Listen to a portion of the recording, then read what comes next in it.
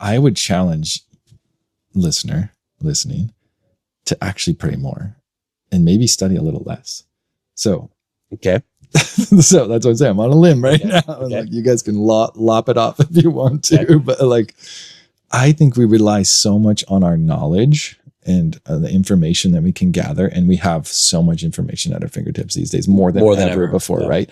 But we almost think, oh, now I have more information, so now I'm good. Like, I'm going to have so much content to give people. Yeah. And we're not praying and crying out to the Holy Spirit to say, Lord, how do you want me to share this information? Who am I sharing this information with? Like, how do you want me to share this information? Like, that's the part I think we need to lean into more. And it's not that we don't have enough information. Yeah. I'd say you could go out on a sermon with just a nugget, and with delivered through the Holy Spirit, through enough prayer and bathing and understanding the people you're talking to and being able to share that with them, that's the only nugget you're going to need probably. Mm-hmm. But we think, oh, I got to show up with all these things and display all this knowledge, and look what I studied and look what I know. And I knew this Greek word and this Hebrew word.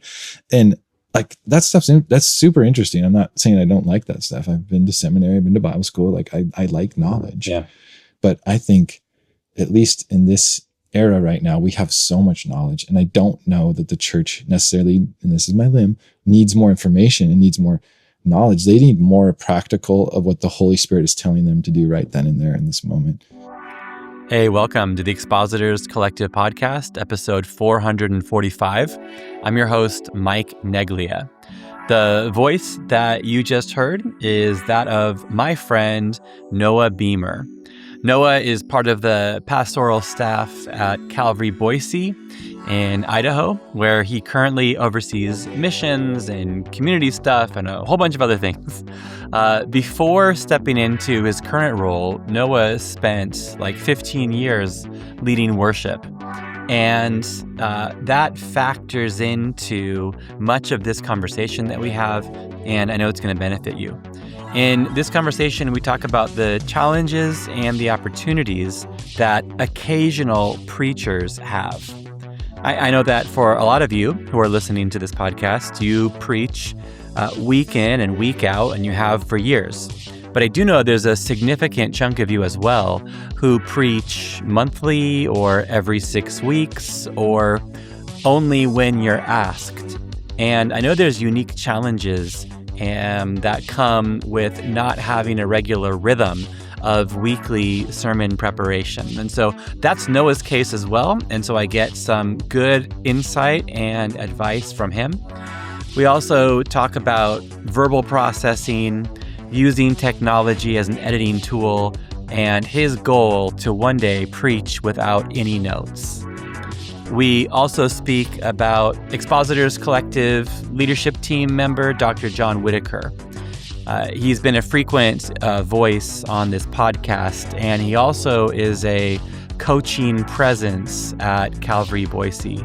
And they have a really cool weekly preaching group that he leads and guides them through. So very inspiring, very encouraging stuff about everyone's favorite preaching coach, John Whitaker. So anyway, here's my conversation with Noah Beumer.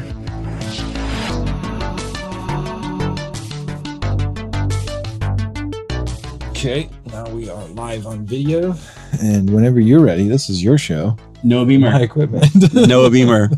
Hey, welcome to the Expositors Collective Podcast. Thanks for having me on. I'm so glad to have you on. I love this show. This is your second time on the Expositors Collective. Yep. I came on many moons ago. Yeah, this show's been going for a long time. Yeah. And you and our mutual friend, Michael McCaleb, you were on many years ago. That's right. Talking about the role of like worship and songs, and how it complements or ties in with the preached word. Yeah, that in my opinion should all be one thought out moment, service together, cohesive, or exclamation point, or lead up to. Yeah, I agree. And if anyone wants to know more about your thoughts, they can go to the video. to the link in the description, and it'll find it. There was no video for that one. That was back before we had such high quality video like a mess content back then. Hey, so Noah, what was your first time ever teaching the Bible? Oh, wow.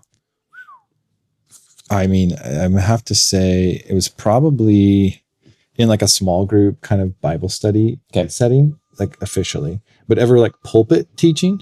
Yeah. What's the best story? Oh man, I don't know, because I went through Bible school. So they had us like test teach and learn how to teach. You know, I sat through David Gusick's preaching and teaching class, and we would like practice that, so I think that's some of the places I like was learning and that kind of thing. But then the first time I ever had to really do it in front of people was like, I was teaching a Bible class for a church in France when we did like a little Bible class there. Mm-hmm. I was doing small group study, kind of leading and teaching and for various things for like college groups in Spokane, and then also in Boise when I moved there after the mission field. So I don't remember the first time I really hopped up on stage though.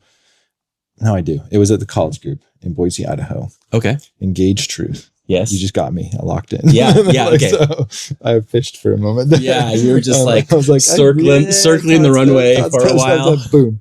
That was the one where I remember being nervous. I remember being different than in a small group setting. I was teaching to a college group of like 500-600 kids. Oh. And wild.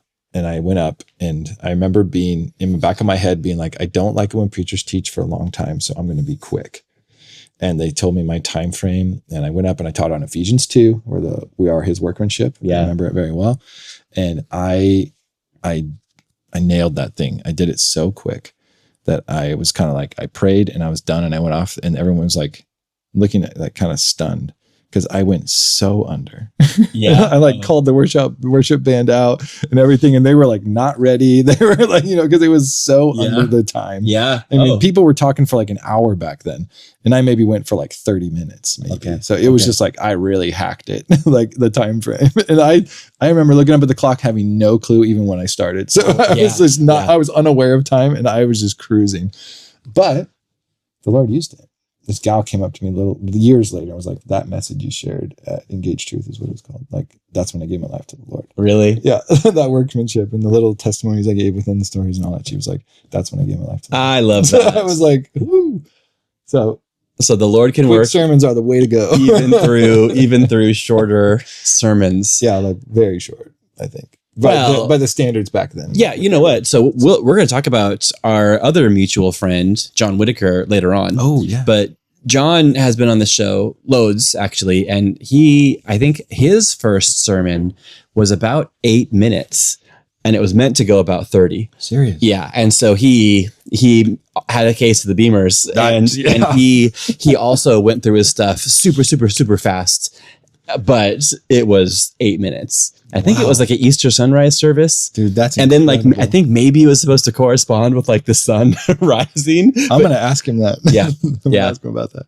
So 30 minutes, that's nothing, dude. Yeah. And I'm making up times, but I know that traditionally that teaching stamp usually went like 55 minutes to an hour. And I was like dozens of minutes before that. Yeah. So, okay. Yeah. Here's a little tip. Here's a preaching hack for those that are listening. Please. Yeah. Cause sometimes people are preaching and then they'll do that thing. They'll glance at the clock. Yeah. But the clock means nothing, they have because no connection to it. Yeah. It's like, it's 11:09. Yeah. What does that mean? What I used to do, and when I'm a guest speaker as well, I still do this on my notes. I try to even kind of say, here's where you should be at this point. Said time. Yeah. So it's like, I'm starting at this time. I have to finish at this time, and to do the math, just because it's hard, because your heart and soul is engaged. Yeah. You're thinking about the people in the front row and the person asleep in the back. You're thinking about all these things. Yeah. And then to have to stop and do math in the middle of it is tricky. So do the math in advance. You're setting yourself up for failure. Yeah. I recently taught at a church on this last Sunday, and I gave myself an exact time. I said, hey, at noon or noon 05, land the plane. Yeah. And so I remember looking at the clock and seeing that it was noon. And I'm like, okay, that means I got like a 5-10 minute window tops to land this plane. Awesome. That helped me. Well, I was there. It was my church. So you did it. It was punctual, but also good content. Thank you. So, hey, you are an occasional guest on the show. I guess so. Now. You've been here twice. Now. You also are an occasional preacher. And I think that's actually something I do want to talk or highlight about. So you have a lot of responsibilities at your church, Calvary Boise, and you are not preaching with any regularity. Well, you're somewhat of a couple times a year, maybe? Yeah, maybe. And that's also kind of a somewhat recent thing. I remember you and me chatting through your first ever kind of Sunday sermon, which feels maybe like 3-4 years ago.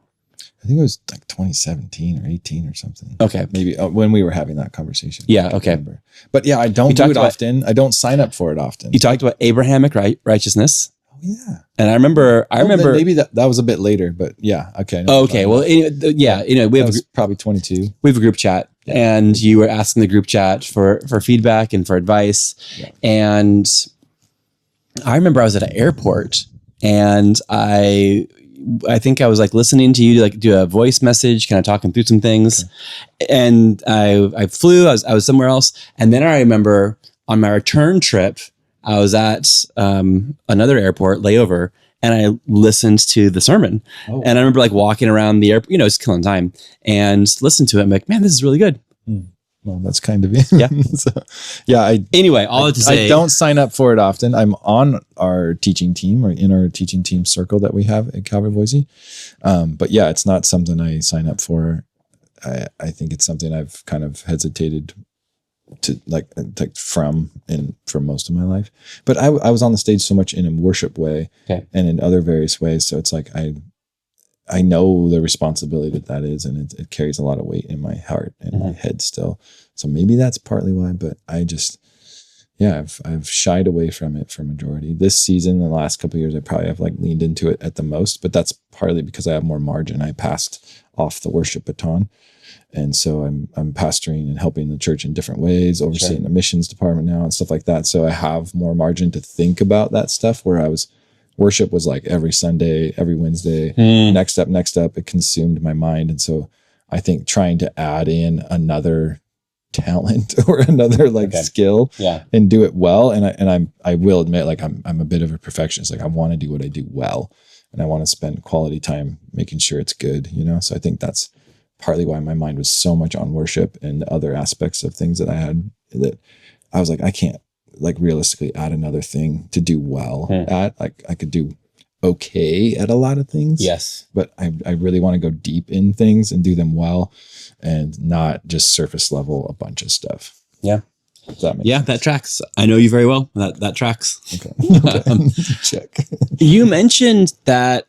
Okay, so there are people who listen to this show, and I get feedback from those who are occasional teachers, occasional preachers, and part of me wonders if the occasional preachers are the ones that actually are the most enthusiastic about this type of podcast, because there is an unfamiliarity with some of the ins and outs, and that's why people want to hear the behind the scenes conversations. But anyway, I get good feedback from them as they talk about how sometimes when it's like the full-time teaching pastor, they're doing it week in, week out, that they've developed kind of a system that might be unsustainable for those that are flip-flopping between different responsibilities. Yeah. And, in the brains of them, they have all these tabs open of all these different things. Yeah.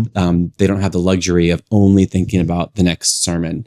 And then the rhythm kind of comes and goes. So how do you get into preaching mode when it's been 2 months since your last sermon? I love this question. Thank you. Because I think I might love your answer, but I think we'll see. This is why, and you mentioned it, it's why it might be so special when you get the random person up to teach. Because at least for me, I can just speak for myself, but it drives me to my knees, with fear and trembling in prayer in the best way. I mean that, because I'm like, Lord, this isn't something I have in the queue all the time. This isn't something I'm adapted to or really ready for or in a rhythm of doing, and it's going to go on top of everything else that I'm doing in my life and work and family. And so it's this plea, as much as I am excited and being and sharing with the church, right? I'm not afraid of being on stage or sharing in the church in that way, but I also don't need it. And so it's such a heavy thing in my heart and mind still, where I have to drag it to God and be like, Lord, you're going to have to say something. Like, you're going to have to help me put this together and then puzzle piece, because I don't have the muscle memory to put the message together like all these other guys do that are like, next up, right? Like, so that sounds like such a classic Christian answer, but dude, I pray a lot because I'm like, Lord, you know that I don't have a lot of time to do this and I don't practice it very much. So like, you're going to have to give me the nuggets. You're going to have to, in the moment, give me words to say, connect the dots. And then bittersweet for me is I'm a verbal processor.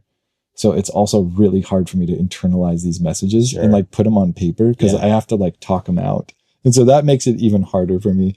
But that's like a personal thing. So I mean, I hope some of you guys don't have to deal with that, but like that I think that's the thing that makes it unique or special when you get those different voices up there occasionally. Okay. Is they are dependent on Christ, maybe in a different way, or because they are not as comfortable. Yeah. And then two, I think it stands out to the congregation more for various reasons. One, that, and the other is, I think a variety of voices is, it almost wakes us up and we hear things different. Like when you're used to hearing the same guy week in, week out, you kind of get like adjusted to it, like just kind of normal. It becomes normal. And then you go on a retreat and you hear a guest speaker teach for 3 days and you have no distractions and you're like, I heard the Lord. And I'm like, okay, well, there's a couple of X factors here. One, it's a whole new voice, a whole new perspective, a whole new like heart and mind that you're hearing from. And also you have no distractions. You're in the middle of nowhere. You're on a retreat, so like all that kind of stuff comes into play when a guest speaker comes to town and they're hearing a new person use different vocabulary, different stories, different vernacular, different tones, all that. I think it will stand out more. So I think that's the other reason why, on top of that person probably was like praying and crying out to the Lord, like, Lord, please give me something to say. But then also everyone's ears and eyes are tuned a little different because it's not the norm. Yeah. Is that fair? Yeah. Good answer. Okay. Good answer. That's my perspective. I got a couple. I'm trying to hold this all in my brain a few times. I do want to come back later on to talk about your verbal processing. Okay. So that's a later thing. But then the first thing you mentioned, you said that this sounds like a standard kind of Christian answer that I've probably heard before. I think like pray more. Pray more. Not really. Okay. We're on like episode 450. I've had a lot of conversations about preaching. May I then? and I suppose, yes, of course, prayer has been an ingredient and a factor, or maybe it's an assumption, but I'm going to go on a limb here. Okay. But I would challenge listening to actually pray more and maybe study a little less. So, okay. So that's what I'm saying. I'm on a limb right now. Okay. Like, you guys can lop it off if you want to, but like, I think we rely so much on our knowledge and the information that we can gather. And we have so much information at our fingertips these days, more than ever before. Right. But we almost think, oh, now I have more information. So now I'm good. Like I'm going to have so much content to give people. Yeah. And we're not praying and crying out to the Holy Spirit to say, Lord, how do you want me to share this information? Who am I sharing this information with? Like, how do you want me to share this information? Like, that's the part I think we need to lean into more. And it's not that we don't have enough information. Yeah. I'd say you could go out on a sermon with just a nugget, and with delivered through the Holy Spirit, through enough prayer and bathing and understanding the people you're talking to and being able to share that with them, that's the only nugget you're going to need probably. Mm-hmm. But we think, oh, I got to show up with all these things and display all this knowledge and look what I studied and look what I know. And I knew this Greek word and this Hebrew word. And like that stuff's that's super interesting. I'm not saying I don't like that stuff. I've been to seminary, I've been to Bible school. Like I like knowledge. Yeah. But I think at least in this era right now, we have so much knowledge, and I don't know that the church necessarily, and this is my limb, needs more information and needs more knowledge. They need more practical of what the Holy Spirit is telling them to do right then and there in this moment and in this situation in their life and in this season of their life. And so the Word of God is so powerful and apt to do that I think if we're just a little more vulnerable and say, Lord, you're going to have to say something. Yes, I have all this information in my head. Yes, I have so much knowledge in my head and background and stories and schooling. But what do I really need to say to this group, these people for this season right now? That I think will actually be more impactful than whatever nuggets of knowledge you've unearthed in your Bible study time. Yeah. I mean, I'm having my hand up if you're listening. High If you're listening. High five. Yeah. That was more of a posture of surrender. Like I surrender if you want to lop the branch off. But I would say pray more and study less. Okay. Read that passage over and over and over again so it's in your heart, and then take it to the Lord and say, Lord, what do you want to say to these people? And how long do you do that for? Or so, yes, it's, I'm not pushing back and saying like, no, I need pushback. I think people should pray less. Of course I agree. Like what, again, with your occasional sporadic. And again, I'm the occasional guy. Yeah.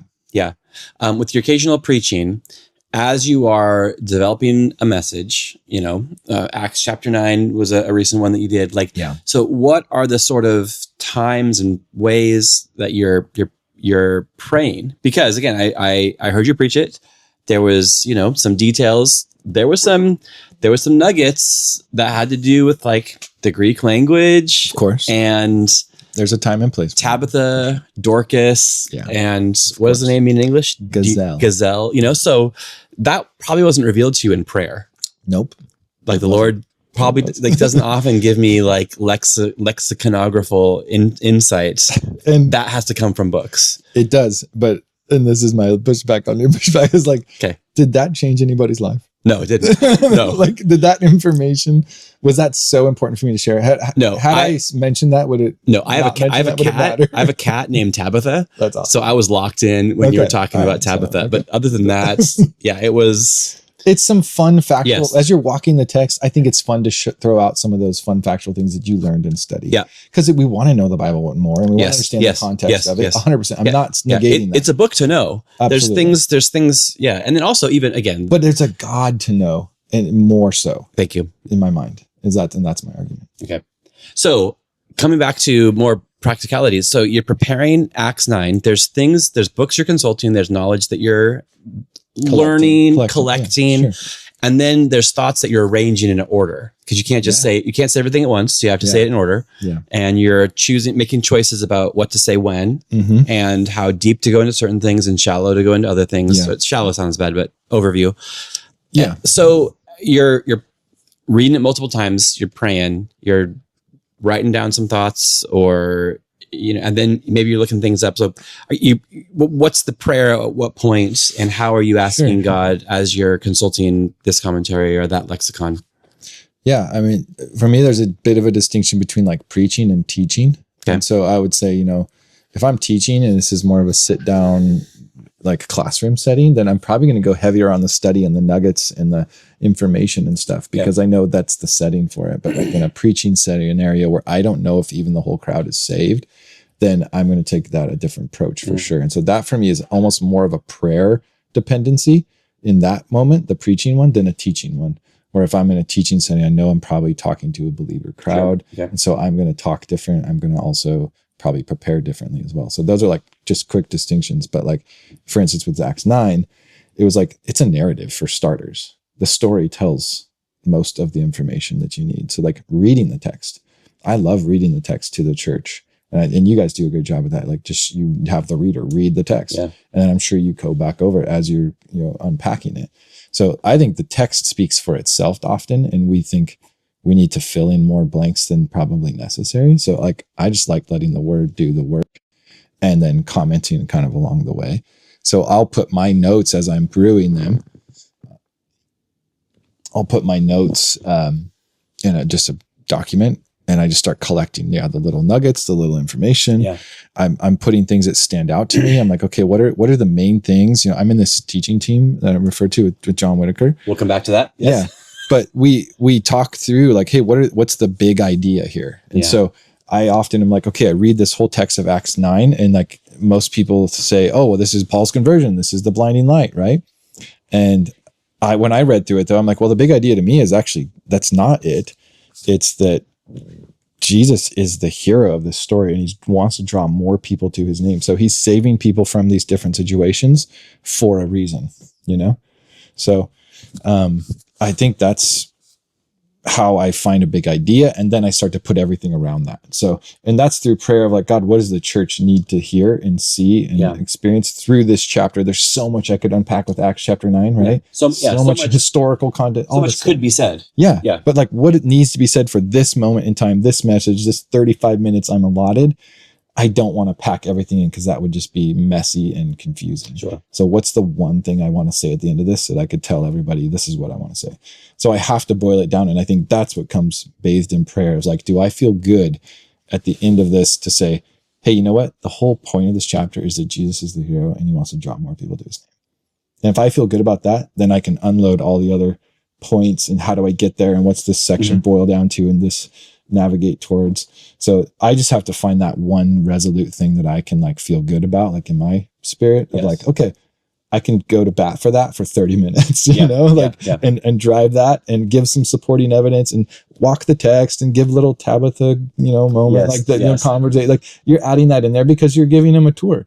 Like a good tour guide puts in those little special things too. Like, oh yeah, you didn't know, but this plant only grows right here, you know? And it's like, whoa, I didn't know that. Like, oh, cool. But that's not why I'm here though. Okay. Why am I here? Okay. Cause good point. So those tour guides are incredible and you like them and you're willing to like show up for them because you think, oh, he's not just going to give me, oh, welcome to the castle and here's the castle. Good luck. You know, like he's going to give me those little niche things that are important as well to make the castle come to life. And so for my 35 minutes that I have, what's the main thing I want him to hear? And what are the little things that are just going to draw him in closer to that? Yeah. Thanks. And so I'm just drilling into prayer more and more. I don't think you mind. No, I encourage it. Reflecting back, sounds like you're saying that, you are researching and learning and considering what scholars and authors have to say. Yes. And then as you have the gist of it, you are then going to Jesus in prayer to find out what needs to be highlighted out of all this truth. What's the truth for these people at this time? A bit reverse engineered. Okay. But I'll just read the text over and over before anybody else's. Okay. So I try not to bring in any commentaries or any other scholarly things until I've read the passage several times and I just chew on it and I talk to God while I'm doing that. So like, okay, Lord, is there anything here? Is there anything here? Is there anything I should pay attention to here? What is God drawing my own heart and mind to? So I highlight that. I write that down. So it's text, little bit of notes, little bit of thoughts, lots of prayer while I'm reading the text. And then when I feel like I have that big idea of where I feel like I'm supposed to go with my time with the Lord, then I'll go to other resources. Okay. Then I'll go to the scholars and the commentaries and say, okay, well, what else is the people saying about this? Am I out to lunch or is this like, does this jive with what other people are doing? And then I'll pepper in quotes or other things like that will help, you know, I'd say prop up or just exclamation point those things that are already on my heart. But I have to do that work first. And then it's prayer, because it's like, Lord, I don't know what else to say. You know, like, I don't know how to fill in this or this. Yeah. And I write out I almost like manuscript everything. Okay. So yeah, that's like me thinking through the whole thing. And I'd be honest, to go back to my verbal processing slightly, I dictate all that into my phone. I know. I actually, I want to talk to you about that. I don't write any of that down. Yes. Let's talk about that later. Okay. Okay. So you finish let's say your notes are done. You hit print, or you actually probably don't hit print because you preach from an iPad. I'm on an iPad. But you're done. And then what kind of prayers do you do? Because I know, like, so today's Monday. Yesterday you preached. You told me you woke up early. Yeah. Or and then you just walked around the city. I did. And you're praying for your city. What do you pray? I was praying for your city. Okay, thanks. Yeah, I was a guest in a new town, so this would look different in Boise, Idaho, probably where I live. But so you were on a prayer walk, but you weren't praying about your preaching. I did. But you were praying for the people who might hear your preaching. I did both. Yeah, okay. I did both. I was like, God, what a cool city. Yeah. And I was like, Lord, I don't know what you're doing in this city, but would you awaken more hearts to this city, in this city for you? And Lord, I do have to go talk to some of these people as well. Some of them. And I've read the notes. I've thought my thoughts. Like, I don't know what else you want me to say, but can you help me contextually make this for these people? Okay. Because I know people in Boise, Idaho, and those are the people I talk to usually. But now I'm talking to a whole different country of people. Right. And so would you help me make the analogies make sense, or the little weird words that I use in America? Would you help me give me Irish ones? You know, like, can you help me translate miles to kilometers? You know, like just things like that, where I was like, you know, because I want this to speak to these people, not just to Americans. Okay. So that's why I was walking around your city. Well, thanks. Okay. Now let's talk about verbal processing. Okay. Because you were saying that a lot of your, because then we're friends, we talk. Yes, it's true. Not just on podcasts, but it's true. But this is fun. Yeah, that's great. Let's do more.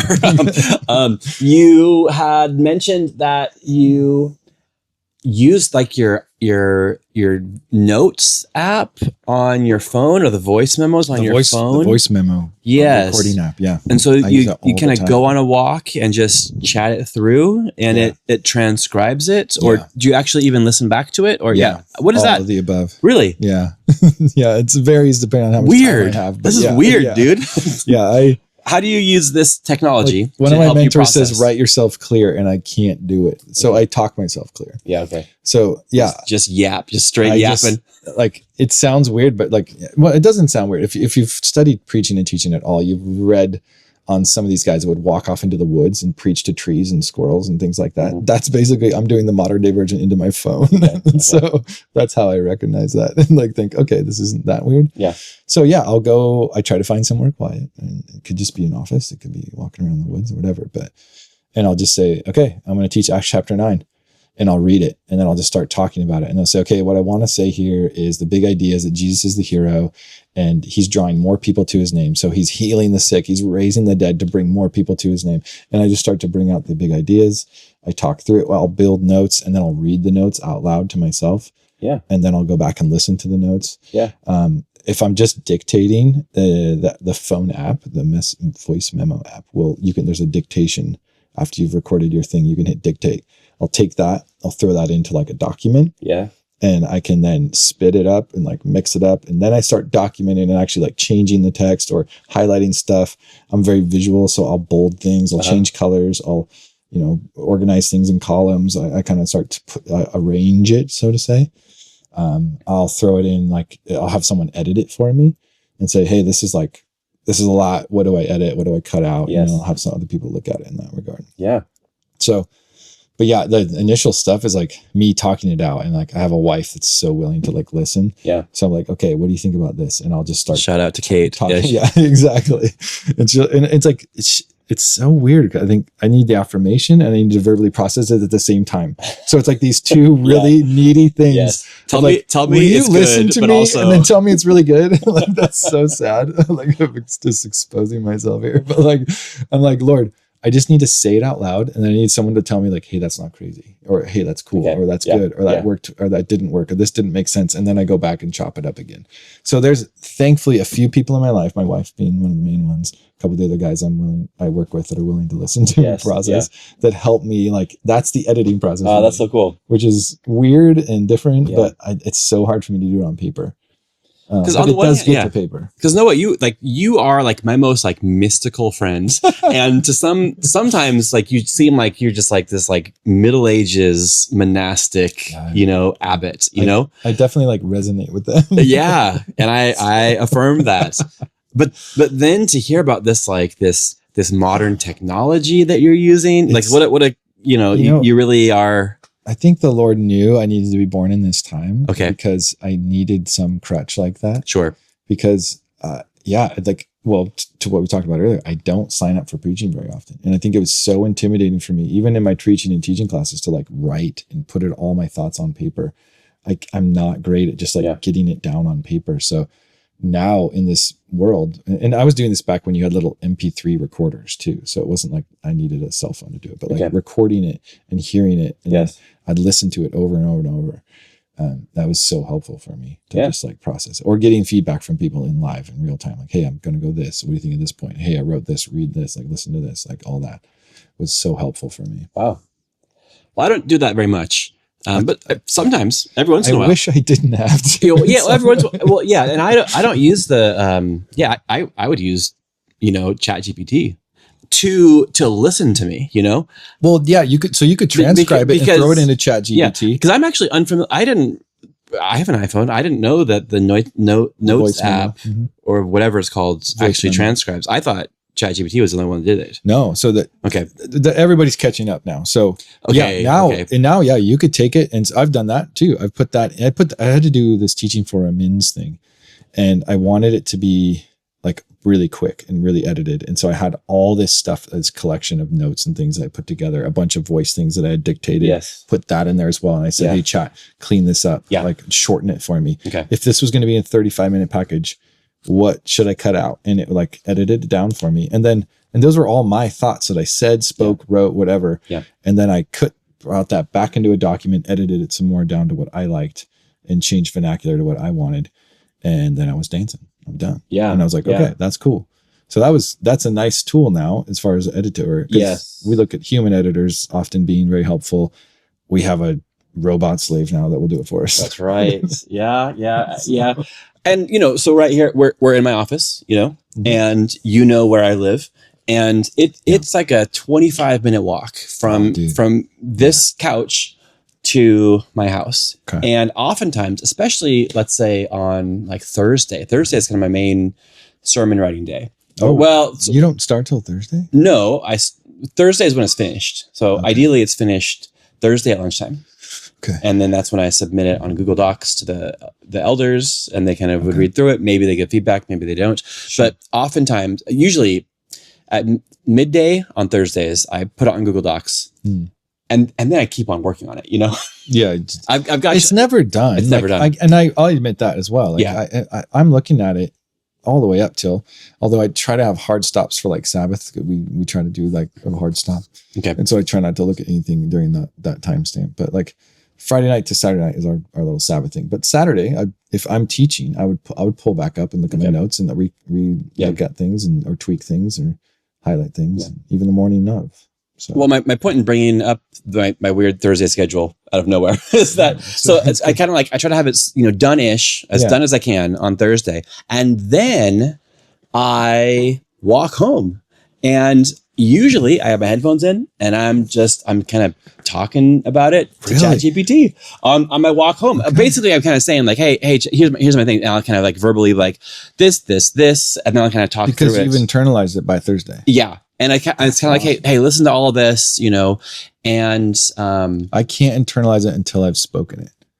Okay. Which is awesome that you can do that. Like, I can't lead worship on Sundays, so I can do some things you can do. You can do a lot of things I can't do. But essentially too so there's like the talk mode, and then there's the dictation mode. And I do the dictation mode where I can talk without being interrupted. Yes. I don't like being interrupted in real life. Yes. I don't like being interrupted by the computer. Yeah. So I'll kind of say everything. I just talk. And then what I do is then there's a button and you can just have it play back. Yeah. So it's a different voice saying my words back to me. And so it's kind of like, I'll do kind of like a 10-minute version of the sermon on the walk, and then I listen to it back again. And so it's just one more way of like articulating it, hearing it back. So no, I love that. Yeah. I'm doing that with voice memos, basically, but just listening to myself. Okay. And for some reason, hearing myself say it in the tone and the cadence and things like that helps me prepare for it then when I actually present it. Yeah. Because I'm hearing how I say it. Sometimes what I do sometimes I will also like read my whole notes out loud on the recorder app. Yeah. And then listen to it, and then cut the grass or go for a run, and then listen to myself. Make yourself preach it. Yeah. Yeah. But so our teaching team rhythm, like we do something similar. So, on Sunday, obviously whoever taught, and then whoever's teaching the next week does a staff church on Tuesday morning. Oh, okay. So you only have like Sunday evening, Monday to like read the text, get in a few ideas, and then on Tuesday morning you're sharing it with the staff. Oh, yeah. Like a very rough draft. And they all know that. But it's like, hey, here's a rough draft of what's going to come out on Sunday. Yes. So it's made you already verbalize it in one way. Yeah. And then on Wednesday we get in the room as the teaching team and we hash it up. And we're like, hey, here's what I did yesterday. Here's what I'm thinking. Here's what I'm going to tweak. And then everyone has a little input, which is kind of fun. And the other person, obviously, that's teaching has the ultimate like call, but we have this little moment all together. Yeah. So that then they can kind of finalize it. And they've already spoken through it though, read the text, spoken through it. And now they're details. And then they put it together on Sunday. So it's kind of a fun little rhythm. Yeah. I've actually that's the other thing I wrote down here. Is talking to you about the preaching team. All right. Well, and so let's go. John Whitaker is what's his specific our role coach in there? We call him coach. Okay. Yeah, he's our coach. Dr. John Whitaker. He's the best. He's good. I call him John Witt, the Bible assassin. Oh yeah? I always think of John Avery Whitaker, from Wits, the owner of Wits End Odyssey, in Adventures in Odyssey. Yeah, I just like John Witt because he's like a tough, like, you know, if you've ever watched the John Wick movies, I'm aware.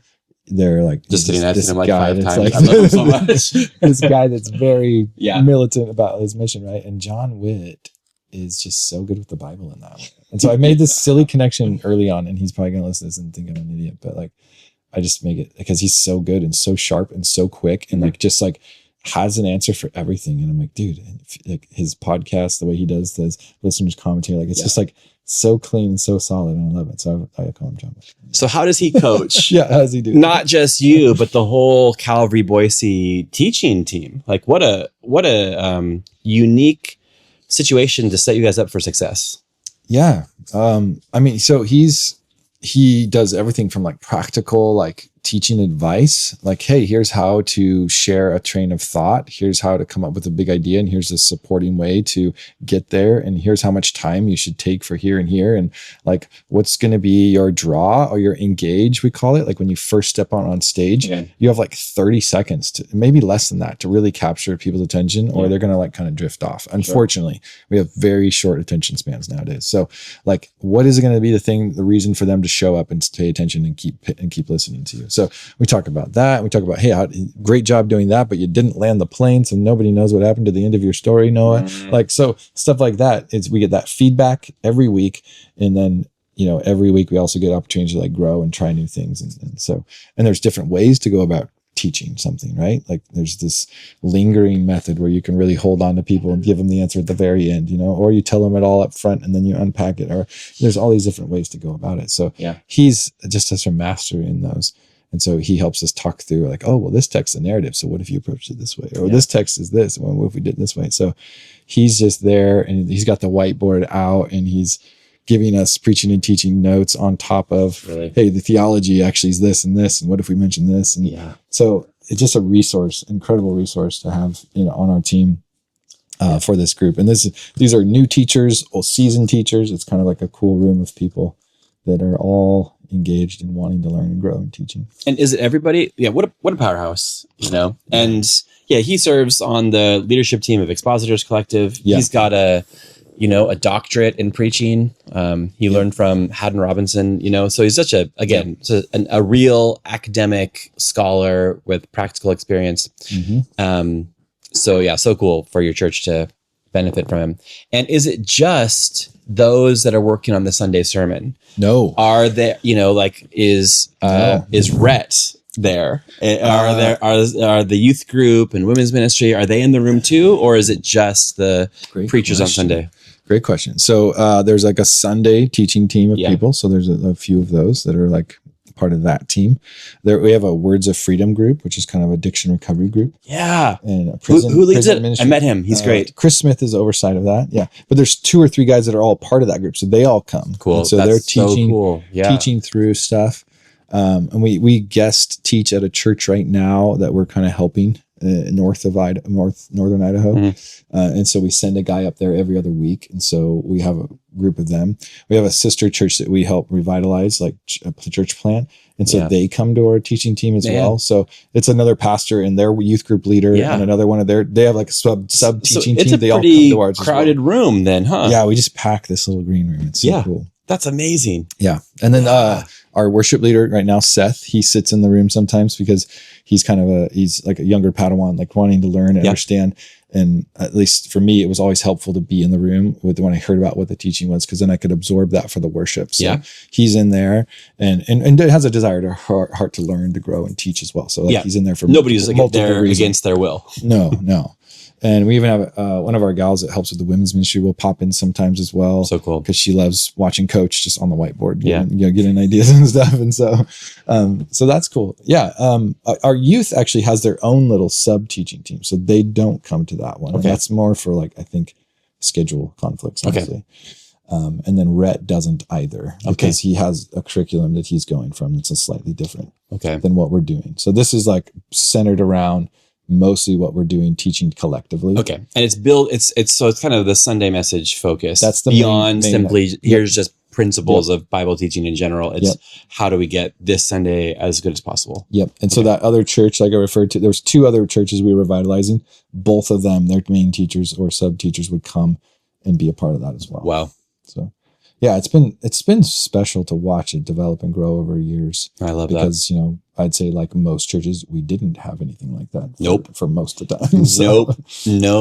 Nope. And again, just speaking, knowing John, we both know John. Yeah. Like I know his heart is not to gatekeep. It's not like It's not like I paid money to go to seminary. I know, and if you want to learn, you got to pay. Yeah. He's just such a freely. Yeah. Well, freely he's received, freely he's given. Yep. I mean, also he paid a lot of money to go to seminary. Yeah. So he worked hard to learn that. Donate to the listeners' commentary. I do. Do you? I'm a monthly donor. Good. Yeah. So yeah. Well, so that's our teaching team. Camera is like pretty low on battery. I think we should probably wrap it up, I guess. Okay. How's that for a? Thank you for having me on the show in this way. It's fun to talk about something like that you guys are so well versed in. Hey, I was gonna say, if I'm ever in Idaho, can I swing by? Can people can the listener if there's any Idahoans listening, is this could they swing by the John Witt class, or is it probably maybe I shouldn't have brought that up because the answer might be no. I don't know. Okay. I will say this because I think it's special to have some unique closed groups.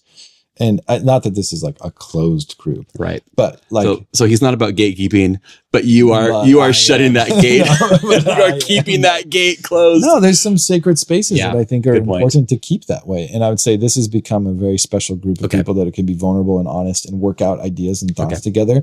That said, we invite guests into the room all the time. Okay. So yeah, if you're a regular preacher or teacher, and if you're in Boise, Idaho for whatever reason, you want to come sit through this and listen to us talk about whatever we're working on for Sunday, you're welcome to. Okay.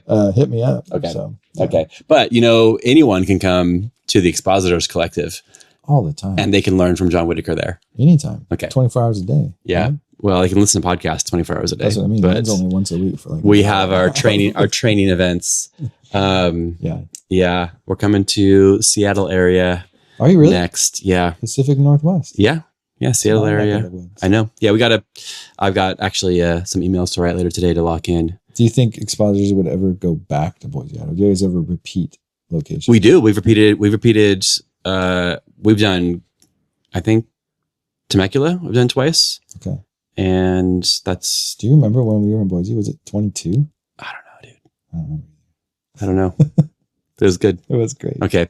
Remember how we were going to land the plane? And then I don't remember how we were going to so you preached yesterday. You did great. Yeah. What are you trying to improve in? I'm so the next time you preach, the next time you preach, what do you want to do a little bit better than you did this time? And then we'll end on that. Well, I'm also scared of John Whitaker. John Whitaker is trying to get me off notes. So he's like an internalize the message. He writes himself clear. He does full manuscripts. He reads it. Then he sets it aside and walks up on stage without it. And so that's a Bible in his hand. That's his goal and a message in his heart. Yes. And then he communicates it and does a great job. And he's incredible. Our church loves it when he teaches. And so that's what he's currently has me working on, is trying to get off notes. And so I'm at almost full manuscript right now. And, but they're almost like guided manuscript notes. So hey, Noah, now move here and transition here. So they're talking to me type notes. Yeah. And I'm trying to get them down to more like an outline maybe, or a bullet points, and internalizing it enough to where I don't need to have those words. Cause I don't love looking down and just reading what I have there, sure. But I also believe in what I wrote and I really want to communicate it well. So, and also I'd rather do that than fumble and not get a clear message across. So currently I'm at that point right now, but I love being able to make eye contact with people. So the better I know it and the more internalized I can make it, yes, I can have more eye contact with people. And I love that because I feel like that's really special. Yeah. Well, yeah, I'd love to talk more about that, but we're going to land the plane here. Okay. Noah, thanks for coming on. Thanks for having me, Mike.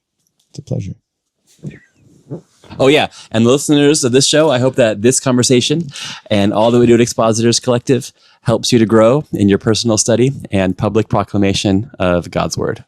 Cheers. All right. Thanks for listening all the way to the end.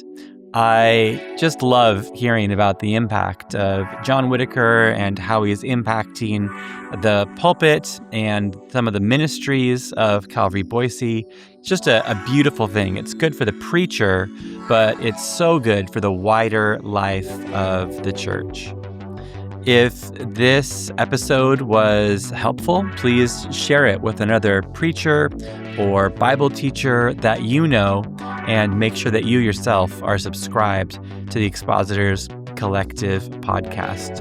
In the show notes, there's going to be some links to the John Whitaker episodes and interviews that he's been on. There'll also be links to John Whitaker's website and some of the online resources that he's done. In fact, right now, you're going to hear an advertisement for his Listener's Bible Commentary. The Listener's Commentary is your guide to truly understanding the New Testament. Dr. John Whitaker takes you verse by verse through every book with clear and practical teaching that makes the Bible come alive. Whether you're a pastor preparing sermons or a believer hungry to grow, you'll gain fresh insight, answers to tough questions, and a deeper grasp of what God's Word means for your life. Unlock the Bible and live it out with the Listener's Commentary. Go to listenerscommentary.com to learn more.